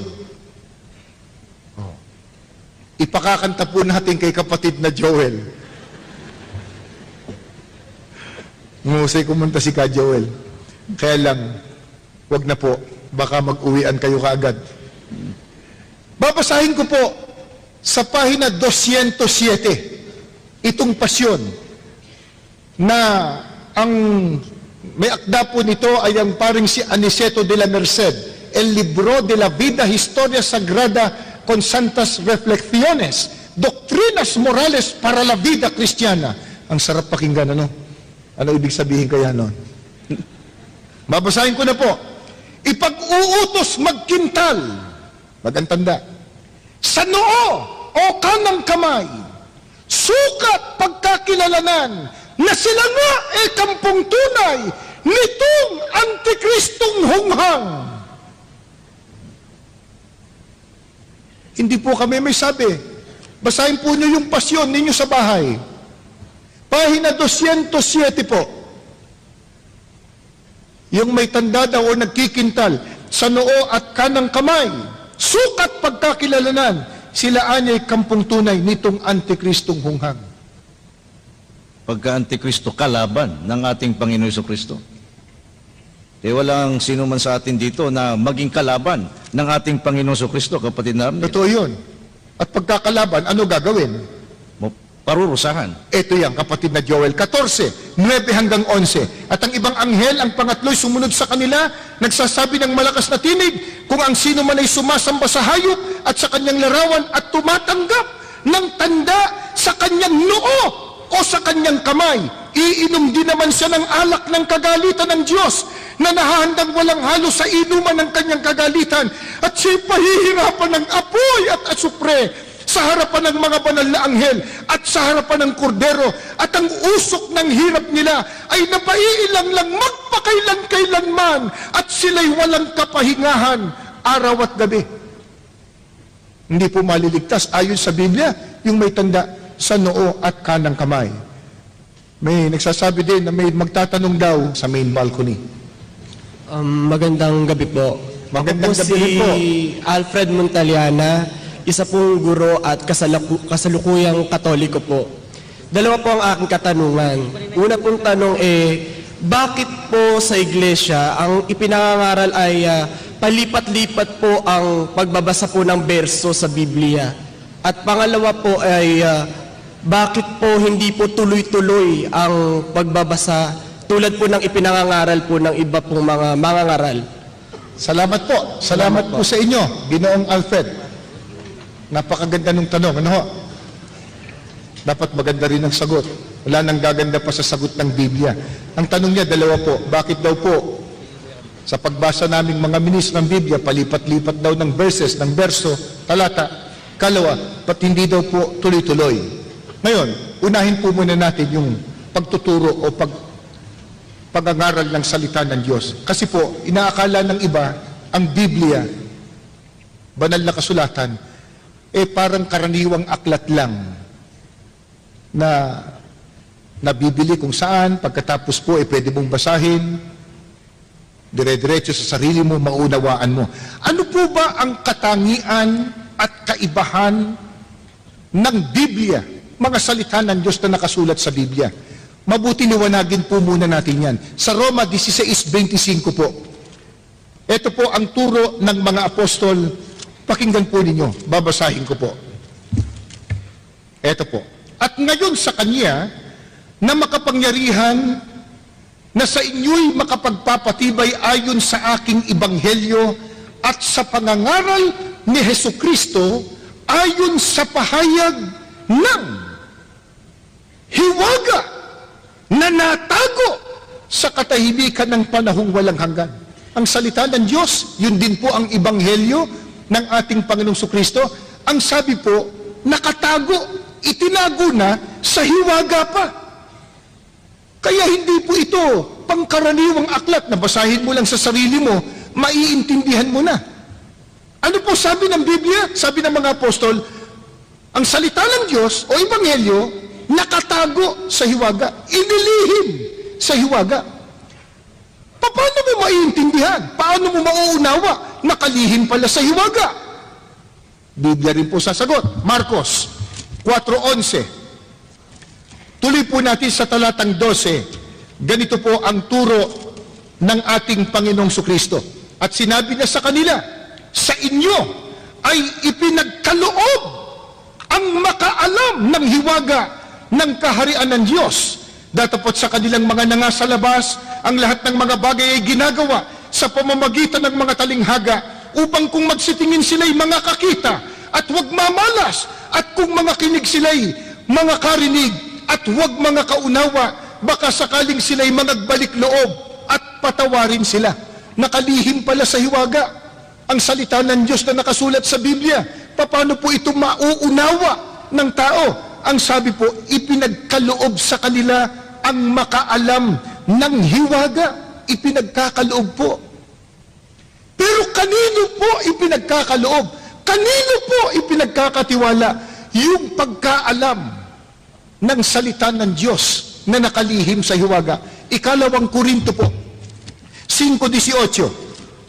Ituloy po natin sa talatang 20. Ganito po ang pahayag ng mga apostol. Pakinggan ninyo. Datapot ang lahat ng mga bagay ay pawang sa Diyos, na pinakipagkasundo tayo sa Kanya rin sa pamamagitan ni Kristo at ibinigay sa amin ang ministeryo sa pagkakasundo sa makatwid bagay na ang Diyos kay Kristo ay pinakipagkasundo ang sanlibutan sa Kanya rin, na hindi ibinibilang sa kanila ang kanilang mga kasalanan at ipinagkatiwala sa amin ang salita ng pagkakasundo. Kami nga'y mga sugo sa pangalan ni Kristo, na waring namamanhikan Diyos sa pamamagitan namin. Kayo'y pinamamanhikan namin sa pangalan ni Kristo, na kayo'y makipagkasundo sa Diyos. Kanino po ipinagkaloob o ipinagkatiwala ang makaalam ng salita ng Diyos na nakalihim sa hiwaga? Sa mga tunay na sugo ng Diyos. Ang nagsasalita dito si Apostol Pablo. Ano sabi niya? Ipinagkatiwala sa amin yung ministeryo at salita ng pagkakasundo. Alin po yung salita ng pagkakasundo? Yan din po ang aral ng Diyos. Bakit sinabing salita ng pagkakasundo? May dapat pa pagkasunduin. Sino? Ang tao at ang Diyos. Bakit? Nagkahiwalay bakit? Nang ang tao magkasala, nahiwalay sa Diyos. Ano kailangan? Ipakipagkasundo ang tao sa Diyos. Pero paano? May magtuturo ng salita ng pagkakasundo o salita ng Diyos na nakasulat sa Biblia. Sinong magtuturo? Ipinagkatiwala sa amin, sabi po, ang salita ng pagkakasundo. Sino? Kami nga'y mga sugo sa pangalan ni Kristo. Kaya hindi po lahat, hindi kahit sino, hindi kumuha ka ng Biblia. Pwede na. Ay, hindi ho. Yung iba na bilanggulang, nagbasa ng Biblia sa bilangguan, paglabas, nangangaral na. Hindi ganon. Nakalihim sa hiwaga yan. Paano malalaman? Kaloob. Kanino? Sa mga tunay na sugo ng Diyos. Kaya, pag hindi po tunay na sugo ng Diyos, may karapatan bang mangaral ng salita ng Diyos? Roma 10:15 po. Pakinggan po ninyo. At paano silang magsisipangaral kung hindi sila mga sinugo? Tanong ni Apostol Pablo, naroon na sagot. Obvious ang sagot. Ano sa tanong ni Apostol Pablo? Paano silang mangangaral? Hindi naman sila sugo. Ano katumbas? Pag hindi po sugo ng Panginoon Diyos, walang karapatang mangaral. Paano kung mangahas mangaral? Hindi naman pala sugo. Pag-aralan man ang pag-aralan, makakarating ba sa pagkaunawa ng katotohanan? 2 Timoteo, Kapitulo 3, ang talata po ay 7, na laging nagsisipag-aral, lagi. At kailan pa man ay hindi nakararating sa pagkaalam ng katotohanan. Paano po kung hindi tunay na sugo ng Diyos? Kung mangahas mangaral, mangahas pag-aralan sa kanyang sarili, itong Biblia, makakarating ba siya sa pagkaalam ng katotohanan? Ang sabi ni Apostol Pablo, laging nag-aaral, ngunit kailan pa man, hindi nakarating sa pagkaalam ng katotohanan. Ano po katunayan? Mga kaibigan, mga kababayan at mga panauhin. Sa Biblia po, ang pangalan ng tunay na iglesia nakasulat po sa Biblia. Ano po? Binasa kanina, Roma 16:16, Gawa 20:28, Iglesia ni Cristo. Pero bakit nung mangaral, Iglesia Katolika? Saan mo mababasa yun? Anong kapitulo? Anong bersikulo? Ang pangalan ng tunay na iglesia, Iglesia ni Cristo, nasa Biblia. Ba't nung mangaral, Protestante? Saan mo mababasa sa Biblia yung Protestante? Ba't nung mangaral, Baptista, Metodista, Episkopal, at kung ano-ano pa? Wala naman sa Biblia.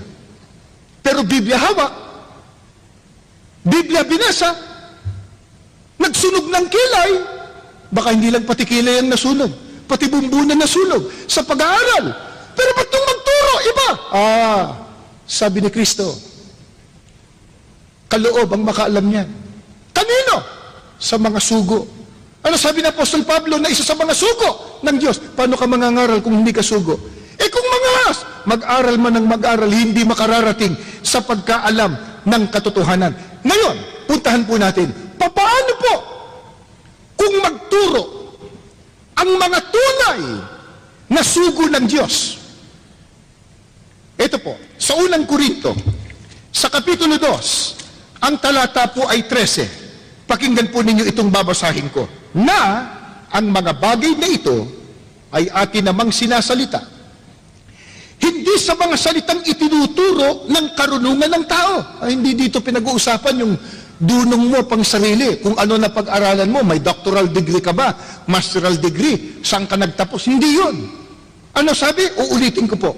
Ng mga bagay na ito ay atin namang sinasalita, hindi sa mga salitang itinuturo ng karunungan ng tao, kundi sa itinuturo ng Espiritu na iniwawangis natin ang mga bagay na ayon sa Espiritu sa mga pananalitang ayon sa Espiritu. Paano po kung magturo at mangaral ng salita ng Diyos? Ang mga tunay na sugo ng Diyos, hindi anya sa karunungan ng tao, kundi sa pamamagitan ng turo ng Espiritu Santo. Paano yun? Iniwawangis ang mga bagay na ayon sa Espiritu sa pananalitang ayon sa Espiritu. Iwinawangis. Sapagkat ang salita po ng Diyos na nakasulat sa Biblia, wala pong kontradiksyon. Walang salungatan. Kumuha po tayo ng halimbawa. Dito po sa Genesis, yung Genesis po ay unang aklat ng Biblia. Babasahin ko po sa Genesis yung 3:1. Ito po. Ang ahas nga ay lalong tuso kaysa alinman sa mga hayop sa parang na nilikha ng Panginoong Diyos. At sinabi niya sa babae, tunay bang sinabi ng Diyos, huwag kayong kakain sa alinmang punong kahoy sa halamanan? May binabanggit po ditong ahas. Ito po yung ang dyablo na saan yung ahas? Tinukso yung mag-asawa, si Adan at si Eva. Ang banggit po, ahas. Gusto mong malaman, sino yung ahas? Pagka sinunod natin po, Ginoong Alfred, nagtanong, yung tanong po niyo na dapat tulad ng ibang tagapagturo, dire-diretso basa, sunod-sunod, tuloy-tuloy. Bakit sa amin, palipat-lipat po ng talata? Kung susundin po natin dire-diretso, ang tanong po natin, sino yung ahas? O, basahin natin sa 2. At sinabi ng babae sa ahas, wala po dun 3, datapot bunga na, wala po dun. Ahas, baka nasa 4, wala. 7, 6, wala. Buglatin natin na makapal, wala pa rin. 32, ahas, nasan yung ahas? Nandun pala sa huli. Pagka sinunod po natin dire-diretso, 1 linggo na tayo dito, hindi pa tayo tapos. Ang tanong natin, sino yung ahas? Alam po niyo kung nasaan yung sagot? Yung huling aklat sa Apokalipsis po. Apokalipsis, pakinggan po ninyo, sa 12, ang talata ay 9. Sino ba tong ahas na to? Ito ho. At inihagis ang malaking dragon, ang matandang ahas, ang tinatawag na Diablo at Satanas, ang dumadaya sa buong sanglibutan. Nandun po sa huli. Bakit? Tandaan natin, iniwawangis ang mga pananalitang ayon sa Espiritu, batay din sa mga salitang ayon sa Espiritu. Ang totoo po niyan, kung magbibigay pa po kami ng mabuting halimbawa, sa bagay, makikita nyo sa ating screen ang talata. Kung pag-uusapan po ang tunay na Diyos, pag binasa po ninyo sa Malakias 2:10, yan po ay sa lumang tipan. Ano ho? Malakias 2:10. Ang Diyos po, iisa. Sino? Ang Ama. Pagka pumunta po tayo sa panahon ni Kristo, panahon Kristiyano, Juan 17:1 at 3, magkawangis. Ang turo ni Kristo, ang Ama lamang, ang tunay na Diyos. Pagdating ng panahon ng mga apostol, unang Korinto 8:6, pag binuklat mo, ibang talata din, ibang panahon din, sabi ni Apostol Pablo, sa ganang atin, may isang Diyos lamang ang Ama. Isipin po ninyo, magkakaiba ng panahon, magkakaiba ng dako, pero iisa po ang turo. Isa lang ang Diyos, ang Ama. Eh bakit? Magkakawangis. Walang kontradiksyon. At yung turo na yon, ang siyang itinataguyod at ibinabandila ng Iglesia ni Cristo. Mula pa ng mangaral, ang kapatid na Felix Manalo nang nabubuhay pa, sapagkat siyang kinikilala po naming sugo ng Diyos sa mga huling araw. Nanindigan siya sa harap nino man at saan man. Isa lang ang Diyos, ang Ama. Hindi ba magkakawangis? Ang sabi ng propetang si Malakias, isa lang ang Diyos. Ang sabi ni Kristong pinakadakilang sugo, isa lang ang Diyos, ang Ama. Ang sabi ng mga apostol, sa ganang atin, isa lang ang Diyos, ang Ama. Ang turo ng kapatid na Felix Manalo at ng Iglesia ni Cristo sa kasalukuyan, isa lang ang Diyos, ang Ama. Magkakawangis. Kaya nasasagot po, Ginoong Alfred, ang inyong katanungan kung bakit gayon ang paraan ng pagtuturo, ang salita ng Diyos na kasulat sa Biblia, magkakawangis po. At kung ano yung tanong, yun po natin babasahin sa tamang sagot. Halimbawa, nagtanong ukol sa mathematics. Natural, hindi mo babasahin sa science o hindi mo babasahin sa sociology. Diba? Basahin mo sa tamang sagot. Ayun ho. At ang may karapatan sa pangangaral, sa mga salita ng Diyos, tandaan natin, yung sugo ng Diyos. Sapagkat sa kanila ipinagkaloob ang makaalam ng hiwaga. Huli na po na tanong, mula po sa saan manggagaling kapatid na? Sa Huvis Avenue po, Quezon City. Ito po yung nakunan po natin ng video. Sige po. Ako si Eric Malibunas, ang Katoliko. Nais ko lang itanong kung bakit niya itinuturo na kailangan mo nang maging miyembro ng Iglesia ni Cristo para maligtas. Sapagkat yun po ang nakasulat sa Biblia. Pero alamin muna natin, sino ba talagang may gusto na ang lahat po ng tao maligtas? Ito pong unang Timoteo, 2:3 hanggang 4, ganito po ang turo ng mga apostol. Babasahin ko po sa inyo. Ito po. Ito'y mabutit na kalulugod sa paningin ng Diyos na ating tagapagligtas, na siyang may ibig, na ang lahat ng mga tao ay mga ligtas at mga kaalam ng katotohanan. Dito po, itinuturo na ang Diyos mismo ang may gusto. Lahat po ng tao, kung maaari, maligtas. Pero paano maliligtas? Malaman mo katotohanan. Alin po ang katotohanan? Juan 17:17, mababasa po nyo sa Biblia at dyan sa screen, ang salita ng Diyos ang katotohanan. Saan po masusumpungan yung salita ng Diyos na katotohanan? 2 Timoteo 3:15 hanggang 16 po, nasa mga banal na kasulatan. Sa makatwid, hindi po kuro-kuro o palapalagay o opinyon ang katotohanan na ikaliligtas. Ang katotohanan pong ikaliligtas, salita ng Diyos na nakasulat po sa Biblia. Ano ang utos ni Kristo para matupad ang kalooban ng Diyos na ang tao po ay maligtas? Babasahin ko po yan. Sa Marcos po, 16:15 hanggang 16. At sinabi niya sa kanila, magsiyaon kayo sa buong sanlibutan, inyong ipangaral ang ebanghelyo sa lahat ng kinapal. Ang sumasampalataya at mabautismuhan ay maliligtas, datapot ang hindi sumasampalataya ay parurusahan. Para masunod po yung kalooban ng Diyos na ang tao maligtas sa parang malaman ng katotohanan, ang turo ni Kristo, ipangaral ang ebanghelyo sa lahat ng kinapal. Kaya ang iglesia po ni Kristo, wala pong tigil na ipinag-aanyaya sa inyo ang ebanghelyo, ang salita ng Diyos. Kaya po meron tayo ngayong open forum, meron tayong ganitong malaking pamamahayag. Utos ni Kristo yon para masunod yung gusto ng Diyos na ang tao po ay maligtas. Hindi ka maliligtas pag hindi mo nalaman yung katotohanan. Pero sapat bang nalaman mo, sampalatayanan mo? Paano pagsampalataya? Pag binasa mo ang Juan 8:31, susundin mo yung katotohanan ng salita ng Diyos. Ngayon, po ang isa sa mga katotohanang itinuro ni Kristo sa ikaliligtas.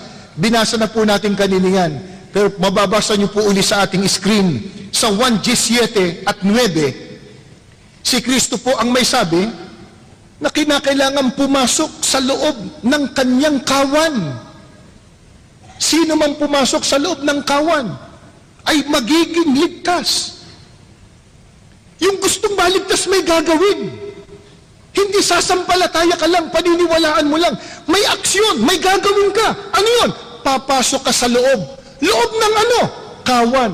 Alin po yung kawan? Gawa 20:28, binasa ko na rin po kanina, mababasa nyo uli sa ating screen. Ang kawan po ay ang iglesia ni Kristo na tinubos niya ng kanyang mahalagang dugo. Kaya para maligtas ka, sundin mo ang turo ng Ebanghelyo, ang turo ni Kristo, na ikaw ay maging kaanib sa kawan ni Kristo, iglesia ni Kristo. At pinatunayan niya ng mga apostol nang maliligtas po yung iglesyang itinatag ni Kristo. Dito po sa Efeso 5:25 at 23, mga lalaki, ibigin ninyo ang inyong asawa, gaya ng pag-ibig ni Kristo sa iglesia, inihandog niya ang kanyang buhay para rito. Sapagkat ang lalaki ang ulo ng kanyang asawa, tulad ni Kristo, na siyang ulo ng iglesia, na kanyang katawan at siyang tagapagligtas nito. Sa mga talatang yan, marami po tayong madadampot na napakahalaga.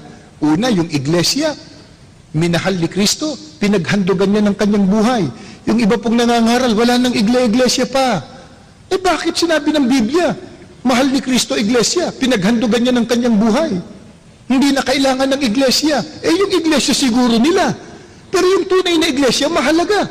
Minahal ni Kristo At ang sabi po, ililigtas ni Kristo yung iglesia na katawan niya. Hindi po natin itinuturo na ang iglesia tagapagligtas. Hindi ho. Minsan kasi pinararatangan kami, o yan na naman ng mga iglesia, ituturo ng iglesia tagapagligtas. Wala po kaming ganung aral. Ano po ang turo na amin pong itinataguyod? Ang tagapagligtas, si Kristo. Pero kung si Kristo po ang tagapagligtas, ang kanyang ililigtas, yung iglesia na katawan niya, iglesia na pinangunguluhan niya, iglesia na kawan niya, iglesia tinawag sunod sa kanyang pangalan, iglesia ni Kristo. Yan po ang dahilan kung bakit itinuturo ng iglesia ni Kristo na kailangang umanib ang tao sa iglesia ni Kristo para maligtas. Yan din po ang dahilan kung bakit ang mga kapatid, kahit mamuhunan ng pagod, ng hirap, ng panahon, ng salapi, para lang maipalaganap ang salita ng Diyos, mai-share po sa inyo, maibahagi po sa inyo. Bakit? Utos din po ng Diyos. Huling talata po na amin pong babasahin para sa inyo. Sa aklat ng mga awit, 40, ang talata po ay 9 hanggang 10. Ganito po ang itinuturo ng banal na aklat. Ang pagliligtas mo ay aking inihayag. Saan man magtipon ang iyong mga anak, di ako titigil ng pagpapahayag. Ang pagliligtas mo'y ipinagsasabi, di ko inilihim sa aking sarili. Pati pagtulong mo't pag-ibig na tapat sa mga lingkod mo'y isinisiwalat. Ang mga nakabahagi sa pangakong pagliligtas, alalaong bagay mga kaalib sa loob ng tunay na iglesia, hindi po titigil ng pagsisiwalat at pag-aayag ng gagawing pagliligtas ng Diyos sa pamamagitan ni Kristo at ng kanyang banal na iglesia. Yan po ang dahilan kung ba't narito kayo ngayon. Yan po ang pinakalayunin, ba't po kami nag-anyaya sa inyo? Bilang pagsunod sa mga utos ng Diyos. Sa panahong ito, mga kababayan at mga kaibigan at mga mahal po naming mga panauhin, sa panahong ito ng matinding krisis at kahirapan, laganap na panganib, kaguluhan, pag-aawayan ng mga tao, pagkakaroon ng salot, kalamidad, totoong kailangan matuto tayo umibig sa ating kapwa, tumulong sa ating kapwa, kumalinga sa kanila, sa ating mga kababayan. At marahil yan po ang pinagpupunyagian ng ibang mga samahan. Baka may ahensya pa ng gobyerno at mga pribadong institusyon, ginagawa ang pagtulong sa kapwa. Yan din po ang ginagawa ng Iglesia ni Cristo. Meron po kaming mga lingap sa mamamayan. Kamakailan lang po nung isang araw, nagkaroon ng lingap na ang Iglesia ni Cristo sa mga kababayan nating Muslim, diyan sa kapitbahay natin.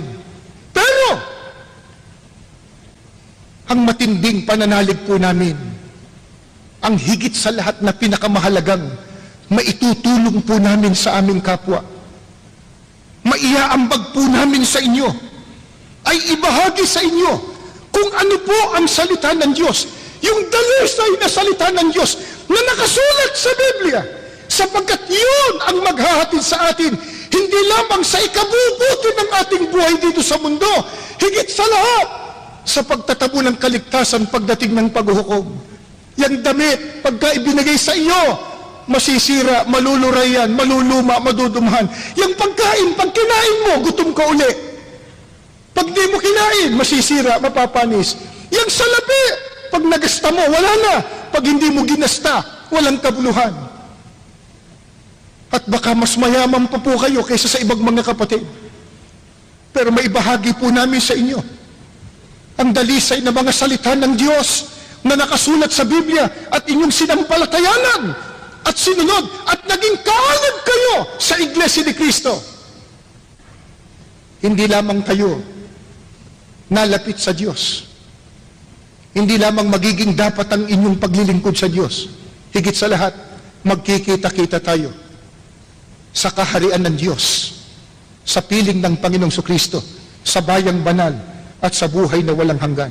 Sa panig ninyo na mga kapatid, nakaanib na sa Iglesia ni Cristo, sa pangunguna ng mga may tungkulin, huwag po kayong magsasawa sa patuloy niyong pagpapalaganap ng salita ng Diyos katulad ng ginawa ninyo ngayon. Nag-anyaya kayo, gumugol kayo ng panahon ng salapi. Ang ginawa ninyo bilang pagsunod sa utos ng Diyos, ang ginawa ninyo karagdagang kabanalan ng inyong kaluluwa, ang patuloy niyong pakikiisa sa pagpapalaganap ng mga aral ng Diyos, ng Ebanghelyo ni Kristo, ang lalong ikalalapit niyo sa Diyos at lalong ikatitibay ng pag-asa ninyo sa pagmamana ng pangakong kaligtasan. Sa mga susunod po naming telecast ay mapapanood din po ninyo, mga kaibigan at mga magulang, ang isinagawa pa po naming pamamahayag sa iba't ibang dako na ito po ay sa pamamagitan din ng pagtugon sa mga kababayan natin sa mga aral po ng Biblia na amin pong sinasampalatayanan. Maraming salamat po sa inyong buong tiyagang pagsubaybay sa palatuntunang ito ng Iglesia ni Cristo, ang tamang daan.